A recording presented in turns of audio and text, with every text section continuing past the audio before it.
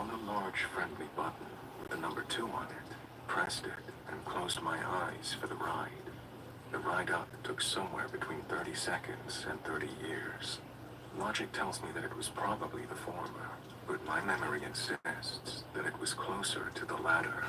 In any case, the next time I managed to pry my eyes open, I was slowly making my way through the door to the check-in counter, closing one eye so I could focus, and carefully writing my name on the clipboard.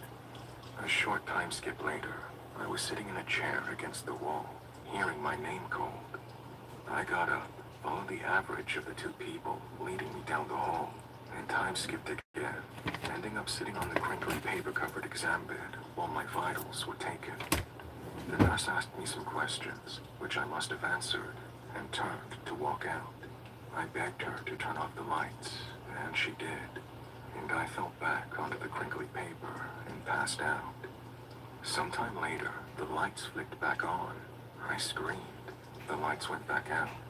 A doctor came in, asked me some questions about my reason for being in town, business, and my drug use, which was not, and then left again. I passed out again. And then there was a group of people standing, silhouetted in the doorway, wearing gowns and goggles and gloves and face masks, and very pointedly not approaching my bed. One of them spoke. "Mr. Adams, who drove you here tonight?" "I drove myself," I replied. "Okay, we need to get you to the hospital. Can you drive yourself, or should we call you an ambulance?" "Give me the address. I'm okay." And then I could hear the silhouettes in the doorway whispering to themselves. After a minute, the voice came back and said, "We'll be right back." I passed out. A while later, the lights flicked on. I screamed. The lights flicked off. 2 people squeezed in with a gurney, and I ended up on it. The lights were still stabbing me in the head, so I threw my arm over my eyes for the ride down the hallway. And then we were at the elevator, and the gurney would fit on the elevator, or the 2 people would fit on the elevator. And then I was in the elevator, and they were gone. Then the elevator doors opened, and they were there again. And then out the door we went. It was all so confusing. It was then an ambulance, but we couldn't get to it. There was a shortness. The driver started quoting back. The tech started losing her mind. It was a good time. I passed out. I woke up being rolled through an ER. I passed out. I woke up on a different bed. I passed out. I woke up in an MRI. I passed out. I woke up back on the bed. At some point, I must have texted my wife. Something like, "I'm in the hospital, but don't worry. I'm fine." And she found a friend of mine who lived in the area, and he started calling and driving around to hospitals looking for me. I don't know how long he searched, but he eventually found me. So I'm fine, right? Right. Maybe not. Apparently I have meningitis, so that's fun. Now the next part of this I remember. Very concerned-looking people started explaining to me the difference between viral and bacterial meningitis. So, Mr. Adams, if this is viral meningitis, you just need to get rest and get plenty of fluids, and it'll clear up on its own in a few days. If it's bacterial meningitis, we need to start you on an IV antibiotics right away, or there's a good chance you will die. So how do we know which is which, I asked. Well, we can wait a few hours and see if you get worse. Or we can jab a needle into your spine and suck some fluid out for testing. Let's just wait, I replied. Or we could jab a needle into your spine. He asked again. Do I seem to be getting worse? I asked. No, but if you do. If I do, you can start me on antibiotics, I questioned. Yes, but if we wait, let's wait. Or again, we could jab a needle into your spine. He persists. Do we have to? I asked. Well, no, but this went on for some time, and I eventually gave in and let them stick a needle into my spine. Good news, it's not bacterial, the doctor informed me. Yay? I quizzically asked. You can go home. 4,000 miles from home. You can go back to your hotel then. Shouldn't I stay a while? No. Just take it easy and drink plenty of water, and you'll be okay in a few days. Cool, cool, I told him. So my friend helped me sign out and drove me to get my rental car, which was still parked at the clinic. Then he followed me to my hotel, where we dropped off the rental. He then took me to get some pizza. That's taking it easy, right? I somehow ended up back at the hotel and passed out again. I woke up in time to go to the next day's meetings. Now, the doctor had said to take it easy and drink plenty of fluids. Fluids are easy, plenty of bottled water. Easy is unfortunately subjective. I'm a delivery guy. I'm used to loading and unloading trucks and moving stuff around in warehouses. So a day of meetings and walking around is pretty easy to me. So I went to my meetings, and I walked around the customer's warehouse, and I did what I could to learn their systems. And I had splitting headaches, dizziness, nausea, delirium, basically all the things that meningitis causes. So I just wrote it off as the virus that I'd been told would go away in a few days. And the next day, I checked out of the hotel, and I drove to turn in my rental car and took a shuttle to the airport to fly home. The shuttle driver took pity on me and helped me load and unload my bag, and I trudged into the airport to check in. Walking into the airport was like a bad acid trip. The entire building was spinning around me. I spotted a check-in kiosk, made my way to it, and maybe because my brain wasn't functioning properly, maybe because the machine wasn't working right, I couldn't get checked in. There was a line at the one-staffed counter, so I made my way to the end of it and sat down on the floor. The next thing I was aware of was an elderly gentleman in a bright red jacket leaning carefully over me and saying, for what was probably the second or third time, "Sir, do you require medical assistance?" Yes, I think I do. And I was lying down. And then I was being loaded into an ambulance. I passed out. I woke up. I was being rolled into another hospital. And over the course of the next few hours, I learned the extent of my fuck-up.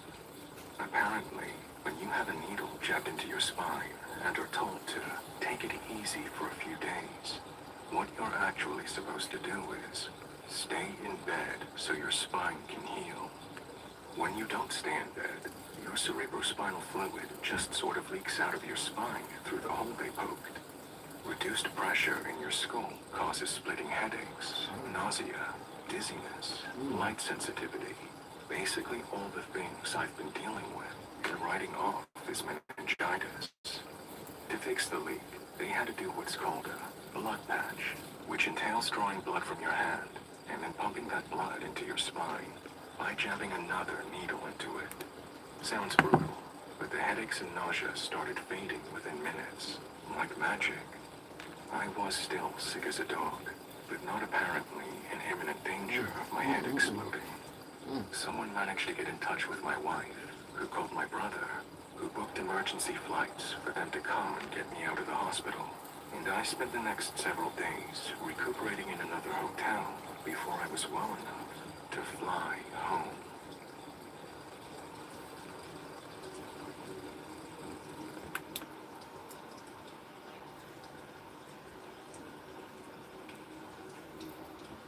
When I first got out of the Army, I was in a relationship with a guy in the 3rd Ranger Battalion. His name was Jim. He and I had an apartment together, and I thought I loved him. So instead of going back to my home in Nebraska, I stayed in Columbus, Georgia. Our relationship started out with him being what I thought was protective over me. Even though I was very attractive at the time, I had very low self-esteem because of an assault I'd experienced while I was living in the barracks, and the bullying I endured afterward. Things moved very quickly.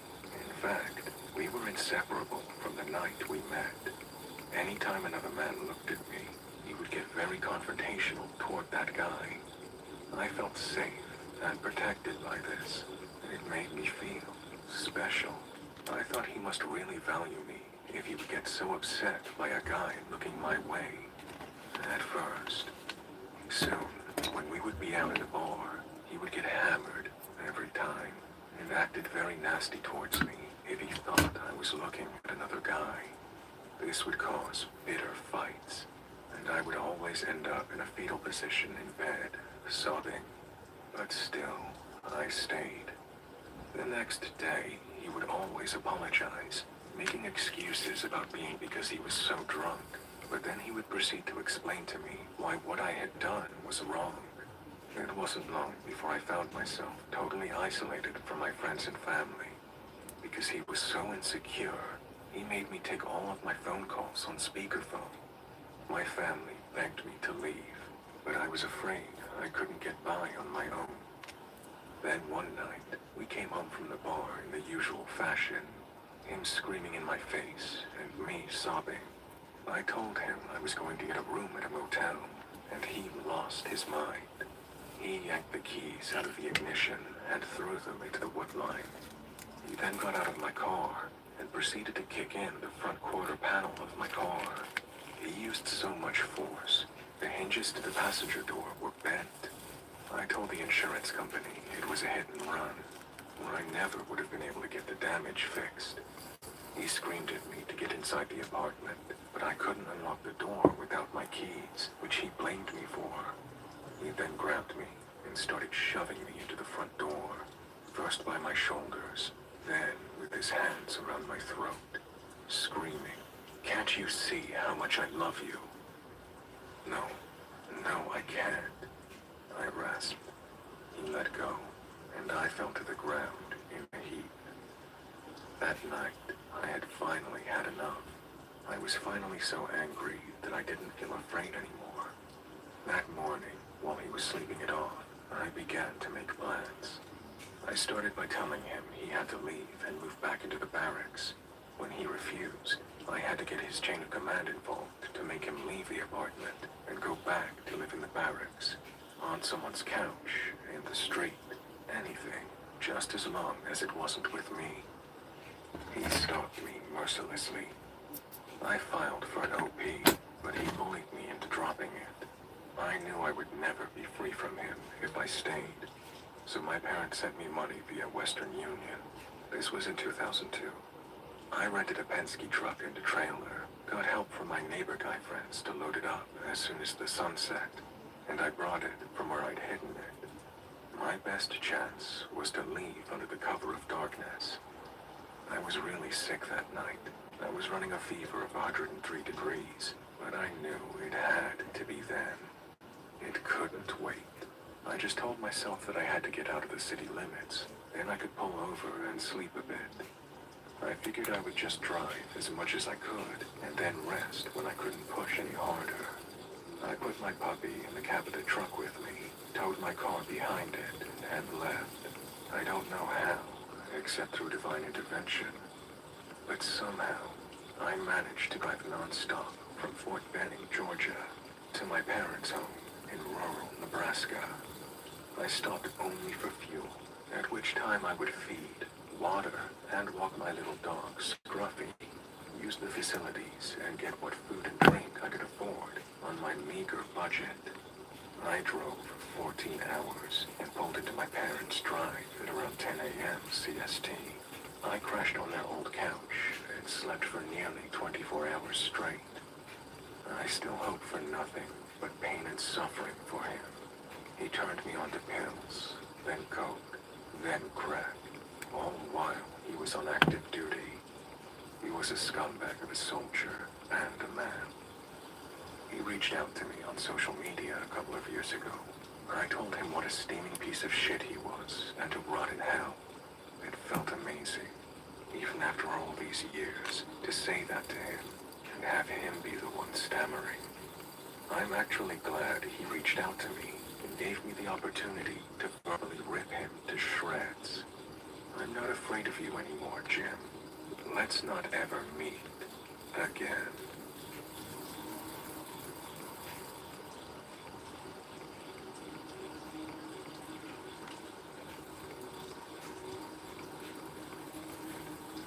This one isn't huge, but it is real, and my husband and I think about it a lot. One time, I was at urgent care to get an injury checked out. My husband was with me, as he usually is for anything medical. The waiting room when you walk in through the door has a long counter at the front, chairs surrounding a TV to the right, and on the left, there's a little divot in the wall where more chairs can rest in front of the bathroom door. It's a single-person bathroom with no window and only one door. We were sitting in some of the chairs close to the bathroom door. It was kind of in its own micro-hallway, and the only exit from walking out of the bathroom was to walk past my husband and I. After sitting there for a while, a man walks in with his wife through the front door of the waiting room. They don't go to the check-in counter, but rather talk right in front of the door for about 30 seconds, maybe a minute. I didn't catch what they were talking about. The woman nods and leaves through the front door, and the man pauses to look around the room once he's alone. I assumed she was dropping him off to get checked out. His eyes meet the door to the bathroom, and he walks straight there instead of checking in, going inside, and then locking the door. My husband and I continue to wait there. 5 minutes pass, 10, 15, 20. We waited there for a long time, and he never came out. However, I think we've all had times where we spent a good hour in the bathroom, so we just assumed maybe he had a stomach bug. Later, a woman from the waiting room goes up to the bathroom door to use it. After the man had been in there for about 30 minutes, she opens the door, no problems. The lock suddenly wasn't engaged. She goes in to use the restroom, coming out a few minutes later and going back into her seat. My husband and I looked at each other confused. He went to look in the bathroom, and the man wasn't there. There were no other windows or doors to exit from. The man was just gone, without a trace. We never did figure out where he went, but we do think about it fairly often.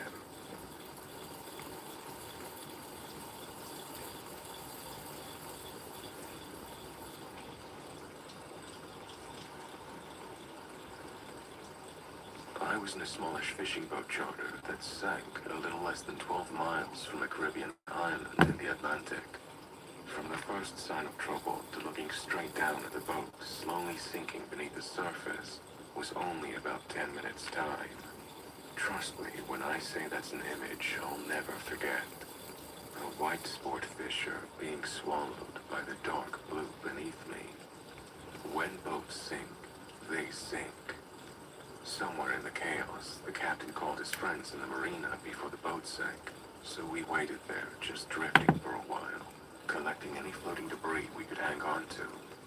Fortunately, we had life vests on, otherwise I'd have no doubt we'd all be dead. 2 hours pass. Nobody comes by to pick us up.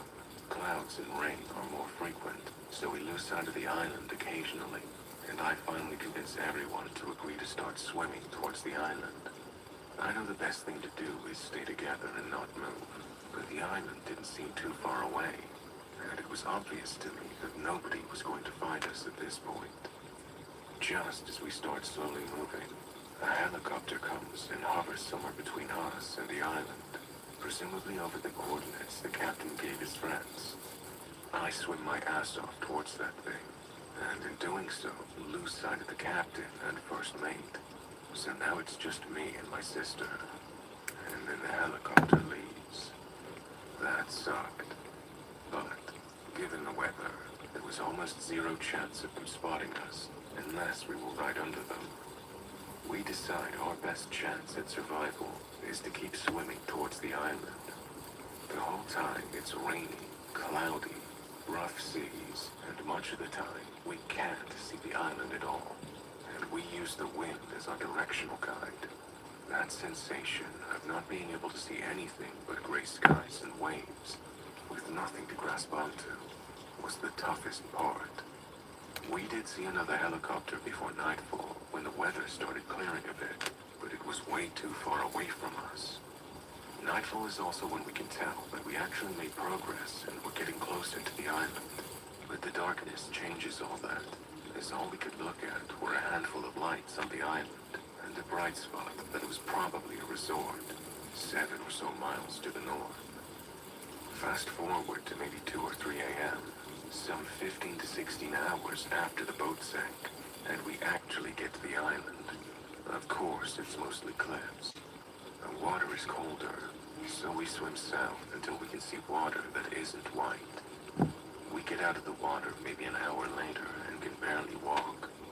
There are some lights in the distance, but no way we were going to get to them in our condition. So we just try to stay warm under some trees out of the rain. No sleep, just shivering and trying to stay warm. Finally, the sun comes up and we're able to stop shivering. We can walk somewhat better now, so we start drinking from a nearby stream, assuming we'll be able to get help before we die from some parasite, and start hiking over the hills. I tossed my life vest into a tree just in case someone spots it. The hike takes us a few hours over 2 ridges and through some pretty thick brush. Fortunately, there were a few more streams. We finally get to a makeshift farm of sorts and decide to eat some bananas from a small banana grove. That's when we spot a guy walking to work on the farm. He feeds us some crackers and water and walks up the road to call the police for us. Based on where we got to land, they changed their search and found the captain and first mate in the water shortly thereafter.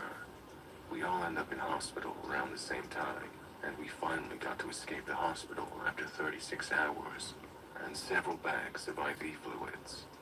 There's a lot more that happened in that whole 72-hour period, but you get the idea. Funny thing, we went back about 8 months later and tried to get a boat to take us out to where we got to land, but they said it was too dangerous. It was all over the news for like 2.6 minutes, like everything these days. Scary stories.